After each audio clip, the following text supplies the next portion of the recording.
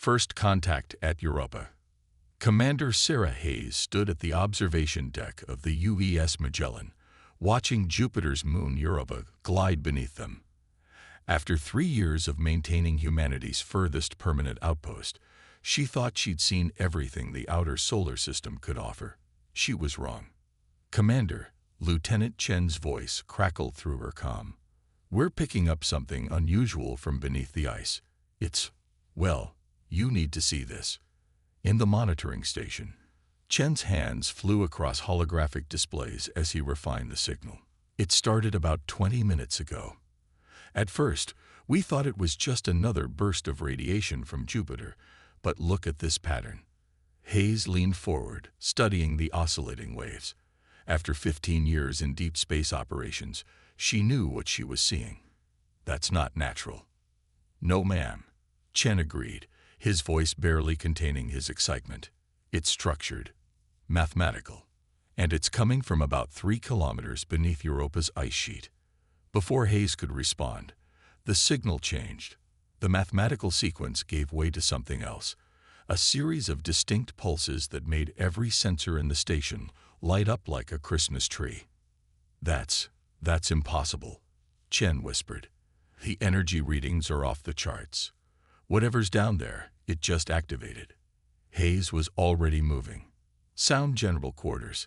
Get me a secure line to Earth Command, and tell Dr. Patel I want her team ready for deep ice penetration in 30 minutes. As alarms blared through the station, Hayes felt her pulse quicken.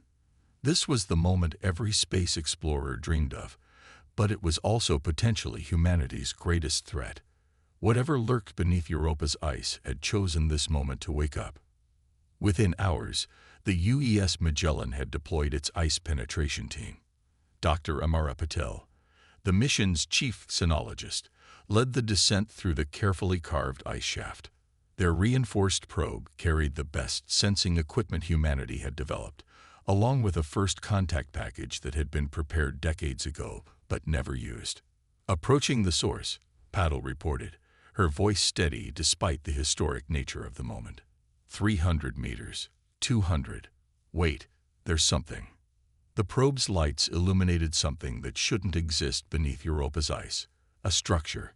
Smooth curved surfaces reflected their lights, revealing an artificial construction larger than an aircraft carrier. "Are you seeing this, Command?"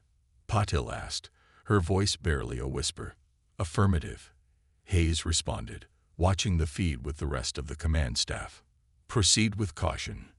As they drew closer, portions of the structure began to glow with an inner light.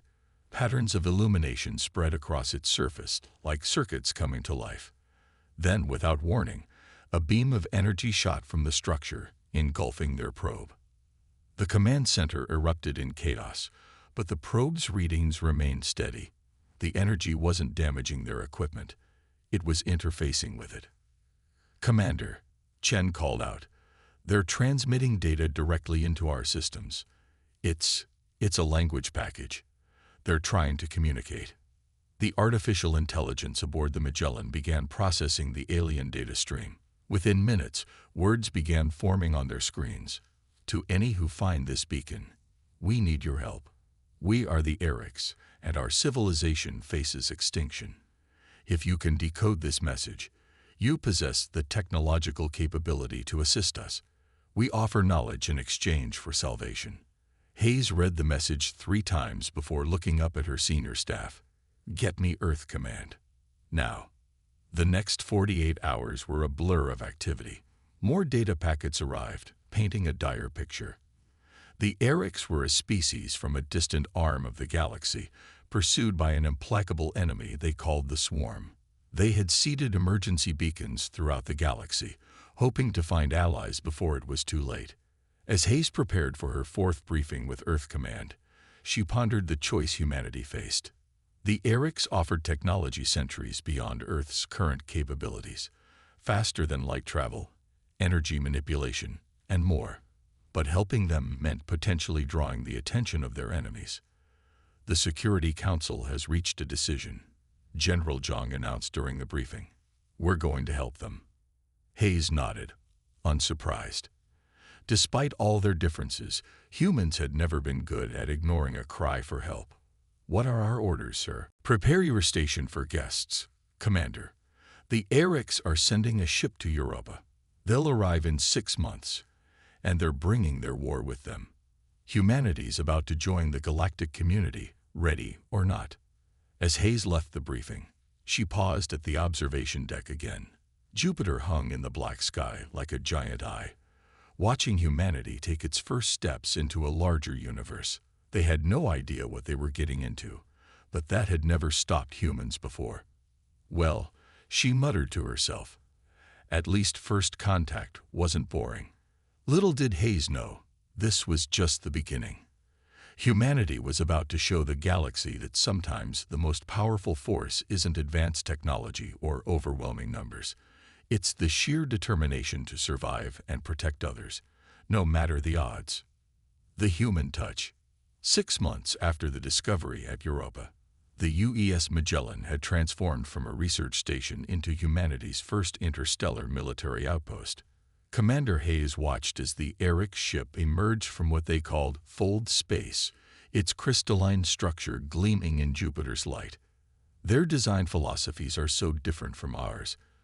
Captain Miguel Rodriguez, Earth's foremost military engineer, observed. All curves and integrated systems. No redundancies, no compartmentalization. "That's what nearly got them wiped out," Hayes replied, reviewing the tactical data the Orcs had shared. When the swarm found a weakness, it compromised their entire defense network. They never considered building in failure points as safety features. The Orcs delegation, led by Archive Commander Xiri, arrived with both spectacular technology and devastating news. The swarm had tracked their beacon signal. Earth had less than a year to prepare for war. In the newly constructed war room, Hayes watched human and Orcs officers try to bridge a vast cultural divide. The aliens' holographic displays showed their traditional battle formations, beautiful, mathematically perfect arrangements that looked more like art than military strategy. "With respect, Archive Commander," Rodriguez interrupted a presentation, "these formations are predictable. The swarm's artificial intelligence will calculate the optimal counter pattern within seconds." Xiri's crystalline features shifted, and what they'd learned was confusion. "The formations are optimal. Our calculations. That's the problem." Lieutenant Chen cut in, then apologized for the interruption. "Sorry, but optimal is predictable. Humans learned centuries ago that sometimes the best strategy is to be deliberately suboptimal." Hayes stepped forward, pulling up historical footage from Earth's military archives. "Look at these examples. The Mongols' feigned retreat, the Battle of Cannae, Operation Desert Storm. Human warfare evolved around outthinking opponents, not just overpowering them." The Orcs watched in fascination as Hayes explained concepts their civilization had never considered: guerrilla warfare, asymmetric conflicts, and the art of defensive depth. "You deliberately build weaknesses into your defenses?" Kahiri asked, their tone somewhere between horror and fascination. "We call them honeypots," Rodriguez explained. "Sometimes the best way to trap an enemy is to give them exactly what they want, and then make them regret wanting it." Over the next 6 months, the combined human Orcs force began implementing what they called the Europa Doctrine. They took the Orcs' advanced technology and deliberately introduced controlled chaos into its perfect systems. The crystalline ships were retrofitted with redundant systems, manual overrides, and what Rodriguez called creative failure modes. "The swarm thinks in binary," Hayes explained to Earth Command during a progress briefing. "Success or failure. Their artificial intelligence can't process the concept of beneficial failure. We're going to use that against them." The transformation wasn't just technological. Human military trainers worked with Orcs crews, teaching them concepts that went against millennia of their military doctrine. Improvisation, adaptation, the ability to function even when optimal conditions failed. "Your species terrifies me sometimes," Xiri admitted to Hayes during a late-night strategy session. You look at our perfect systems and immediately think of ways to break them. But you break them in ways that make them stronger. Hayes smiled. That's humanity's greatest strength, Archive Commander. We've spent our entire history learning from failure. Your civilization tried to achieve perfection. We learned to embrace imperfection and turn it into an advantage. The warning came sooner than expected. Long-range sensors detected swarm ships entering the solar system. But unlike their previous encounters with the Orcs, they found themselves facing an enemy that had been transformed by human innovation. The ships that rose to meet the swarm weren't just Orcs vessels anymore. They were hybrids, combining alien technology with human ingenuity. Their formations weren't mathematically perfect. They were unpredictable, adaptive, and deadly. As Hayes watched the defense fleet take position, she felt a surge of pride. In less than a year, humanity had taken its first steps into the galaxy and already changed the nature of interstellar warfare. The swarm was about to learn that perfection wasn't everything. All ships, battle stations, she commanded, her voice carrying across human and alien channels alike. Remember your training. Embrace the chaos. Show them what humanity can do. The first battle for Earth was about to begin, and humanity was ready to demonstrate why sometimes the best weapon isn't the most advanced technology. It's the ability to think differently about how to use it. Steel and spirit. The battle for the solar system's edge had gone horribly wrong. Commander Hayes stared at the tactical display aboard the UES Magellan, watching as the swarm's ships adapted to their carefully planned defensive strategy. Somehow, the enemy's artificial intelligence had evolved faster than anyone had predicted. They're learning. Archive Commander Xiri's voice carried an edge of panic. Our randomized patterns. They're finding the underlying logic. That's because we're still thinking too much like strategists. Rodriguez interrupted, his hands flying over the neural interface the Orcs had provided. We're trying to be unpredictable within a framework. Time to throw out the framework entirely. Hayes watched as the swarm's massive ships, biological mechanical hybrids that seemed to absorb energy weapons, pressed their advantage. 3 Orcs vessels had already fallen, their crystalline structures shattering under the onslaught. Even with humanity's modifications, they were losing. All ships, this is Commander Hayes. She broadcast across the fleet. Implement Protocol Wildcard. I repeat, Protocol Wildcard. Authorization Hayes Alpha 7. Across the battlefield, human crews took direct control of their hybrid vessels. The Orcs had initially resisted the installation of manual overrides, arguing that human reflexes could never match their eyes' processing speed. They were about to learn why humans still trusted their instincts. What are they doing? Xiri demanded as ships began breaking formation, each moving independently. This is chaos. Exactly, Hayes smiled grimly. Lieutenant Chen, show them what we learned from the Battle of Midway. Chen's ship, the modified Orcs cruiser Star Dancer, suddenly cut its main drives. The vessel dropped like a stone in space, energy weapons fire from the swarm passing through where it had been moments before. As it fell, it released a cloud of modified nanites, another human innovation that combined Earth's crude robotics with Orcs' crystal technology. The swarm ships, their AI calculating optimal firing solutions, didn't register the threat until it was too late. The nanites attached themselves to the organic portions of their hulls and began replicating, using the enemy's own biomechanical technology against them. Now, Hayes ordered, all ships implement your random solutions. What followed would later be described in military academies as controlled chaos theory in practice. Each human-commanded ship executed a different, seemingly illogical maneuver. Some charged straight at the enemy, others played dead in space, while others performed complex evasive patterns based on old Earth fighter pilot techniques. The swarm's AI, programmed to find patterns and counter them, began to show signs of computational strain. It couldn't predict actions that even the humans themselves hadn't planned in advance. They're splitting their focus, Rodriguez reported, excitement creeping into his voice. The nanite infection is forcing them to divert resources, and they can't establish a baseline for our fleet's behavior to counter it. Hayes watched as the tide began to turn. The swarm's perfect formations began to break down as they tried to combat multiple unpredictable threats simultaneously. Their ships, designed to adapt to patterns, found themselves facing an enemy that refused to create any. All ships, Hayes commanded, execute Operation Firefly. It was their riskiest strategy yet, one that the Orcs had initially declared suicidal. Each vessel began venting plasma from their modified engines in seemingly random directions. The swarm's sensors, trying to track potential threats, were overwhelmed by the countless energy signatures. In their confusion, they missed the real threat. The plasma was herding them into a three-dimensional trap. "Now, Siri," Hayes called out. The Archive commander, finally understanding the method in the madness, gave the command.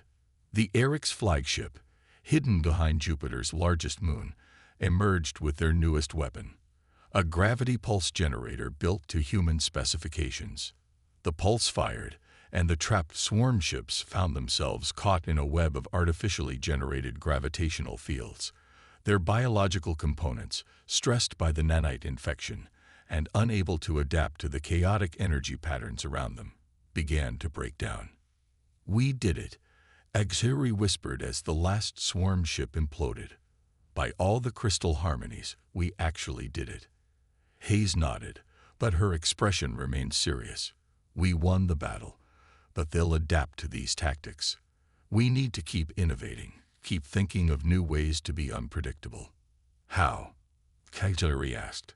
"How do you continue to create such chaos with purpose?" Rodriguez laughed, clapping the alien commander on their crystalline shoulder. "That's the secret.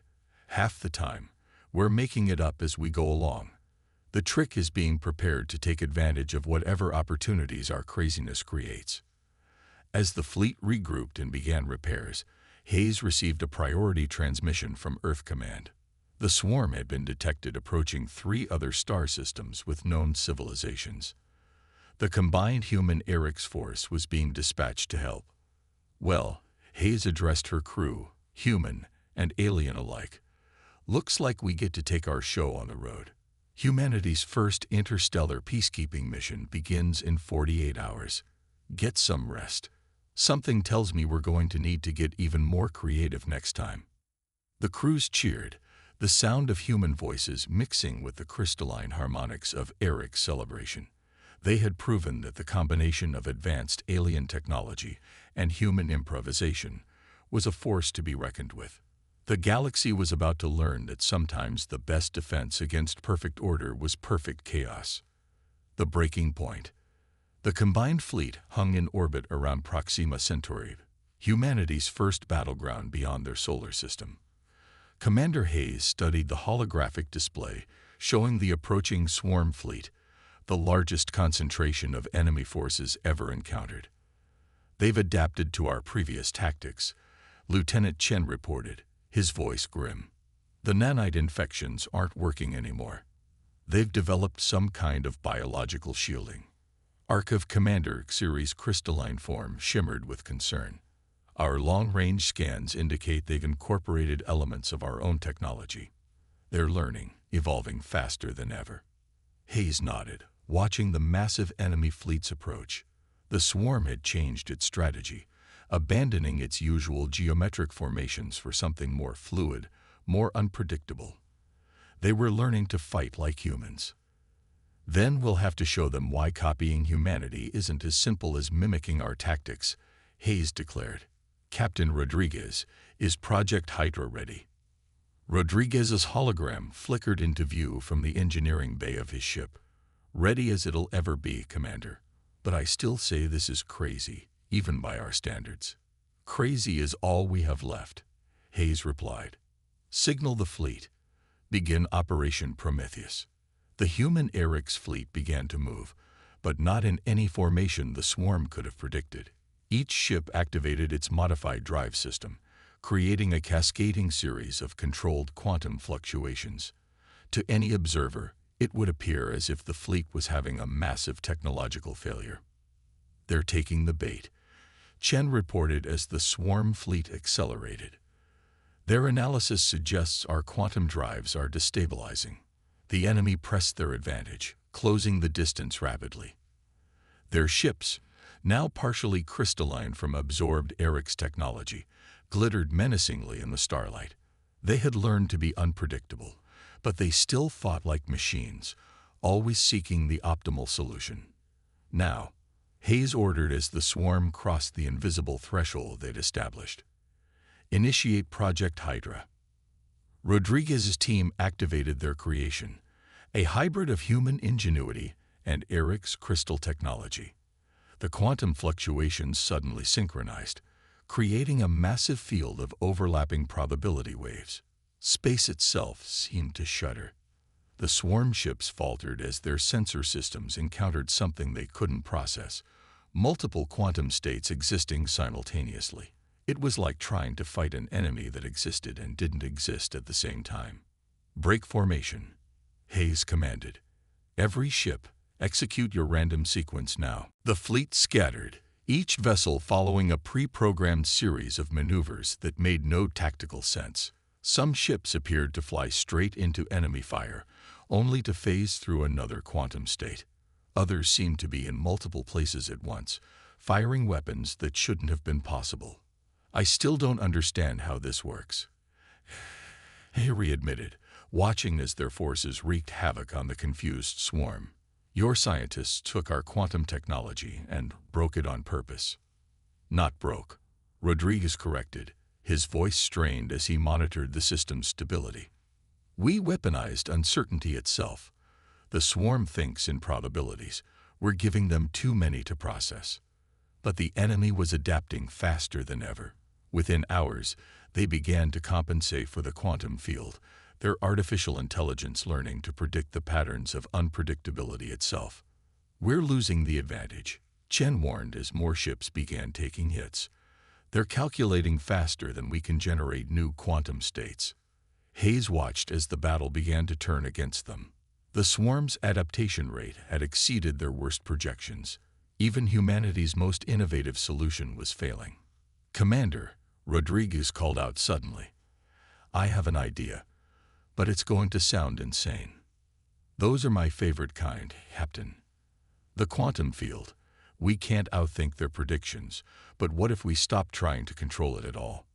What if we let it collapse?" Kajiri's crystalline form pulsed with alarm. "That would create a cascade of quantum events.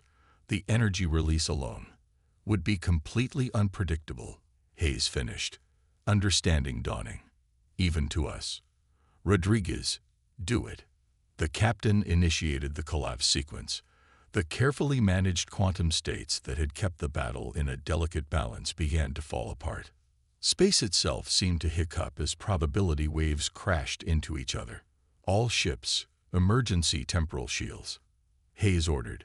It was their last line of defense, another human modification of Orcs technology that they'd hoped not to need. The quantum collapse created a chain reaction that defied physics itself.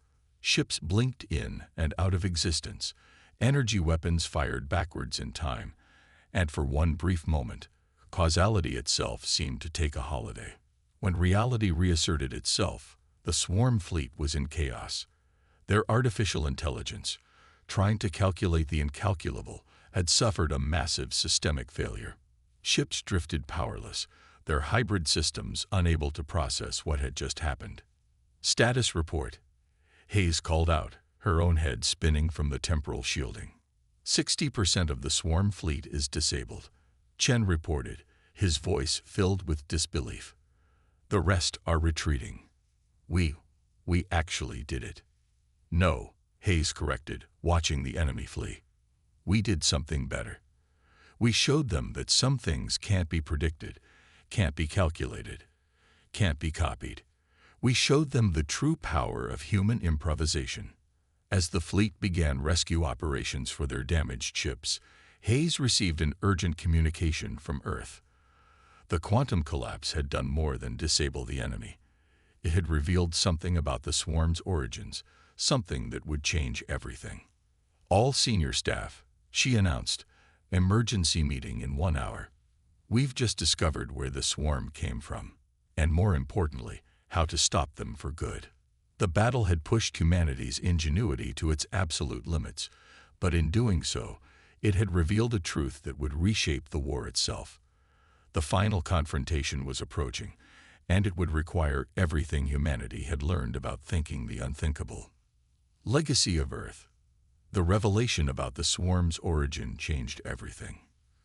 Commander Hayes stood before the combined fleet's leadership, human and alien alike, as she explained what the quantum collapse had revealed. The swarm isn't a natural evolution, she announced, displaying the data they'd recovered. They're a failed experiment in artificial evolution, created by a species that disappeared eons ago. The swarm was meant to be the perfect adaptive force, but their creators didn't account for one crucial factor. They didn't understand the value of imperfection. Archive Commander Siri finished, their crystalline form resonating with newfound understanding. The data showed that the swarm's primary directive wasn't conquest or destruction. It was the pursuit of perfection.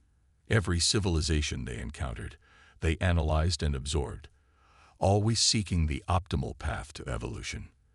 But in doing so, they had become trapped in an endless loop of improvement without purpose. That's why our tactics worked, Rodriguez explained, pointing to simulations of their previous battles.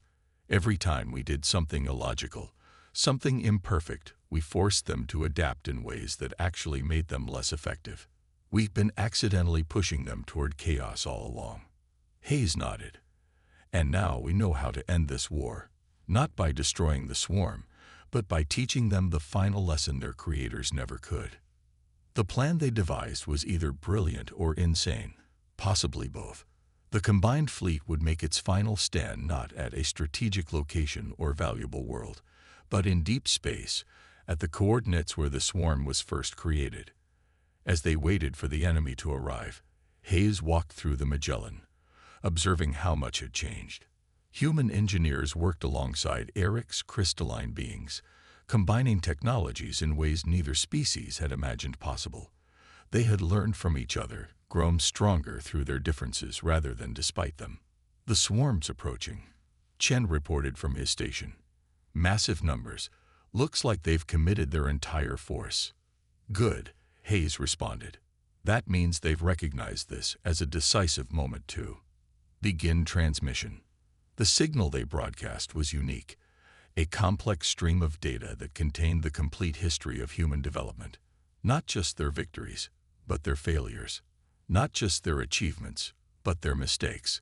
It showed how humanity had grown not through perfection, but through the endless cycle of trial and error. They're receiving it, Rodriguez confirmed. Their processing patterns are changing. They're trying to understand. The swarm fleet emerged from fold space, their ships now a bizarre hybrid of every technology they'd encountered. But instead of attacking, they paused, continuing to process the transmission. Second phase, Hayes ordered. Every ship in the human Orcs fleet began broadcasting their own unique frequencies, creating a cacophony of signals that represented the beautiful chaos of diversity itself. The swarm's response was unexpected. Their ships began to change, not in the usual precise, calculated way, but in random, almost organic patterns. They were adapting not to become more perfect, but to become more diverse. Look at their code structure, Chen called out in amazement. They're not just processing the data, they're understanding it. They're learning to embrace imperfection. The transformation spread through the swarm fleet like a wave. Ships began breaking their rigid formations, moving in patterns that seemed almost playful. Their attempts to copy and perfect what they encountered gave way to genuine innovation. They're changing on a fundamental level, Harry observed, their crystalline form shimmering with excitement. The directive to achieve perfection. It's being replaced by something new. The desire to grow, Hayes finished. Not to perfect, but to experience. To learn, to live. The battle that everyone expected never came. Instead, they witnessed the birth of something unprecedented, a synthetic species learning to embrace chaos and imperfection as strengths rather than weaknesses. Hours turned into days as the swarm continued its transformation. When they finally initiated contact, it wasn't as conquerors or perfect beings, but as something new, students eager to learn. "We understand now," the message read. "Perfection is stagnation. Growth requires change. Change requires uncertainty, and uncertainty requires courage. We would learn more if you would teach us." 6 months later, Hayes stood on the observation deck of the Magellan, watching as human, Orcs, and transformed swarm ships worked together to establish the galaxy's first joint research installation.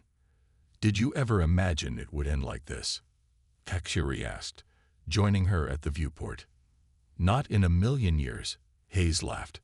"We came out here expecting to fight for survival, and instead, we ended up teaching artificial beings the value of being imperfect." "Your species changed everything," HFY observed. "You showed us that strength isn't found in perfection or advancement, but in the courage to embrace uncertainty and learn from it." Hayes smiled as she watched the ships dance through space, each moving to its own rhythm while working in harmony with the others. Humanity had given the galaxy something greater than advanced technology or military strategy. They had shown that the path to true growth wasn't in pursuing perfection, but in celebrating the beautiful chaos of existence itself. "So," Rodriguez called from the doorway, "anyone interested in our next project?" The transformed swarm found some interesting data about other artificial species on the galaxy's rim. Apparently, they could use some lessons in embracing imperfection too. Hayes laughed. "Trust humans to already be looking for the next challenge, the next opportunity to spread their unique perspective across the stars." "You know," she said, "I think we're just getting started." The stars stretched out before them, infinite in their possibilities, perfect in their imperfection. Humanity had not just survived their trial by fire. They had transformed it into an opportunity to change the very nature of life in the galaxy, not through force or technological superiority, but through their uniquely human gift for finding strength in chaos and wisdom in failure.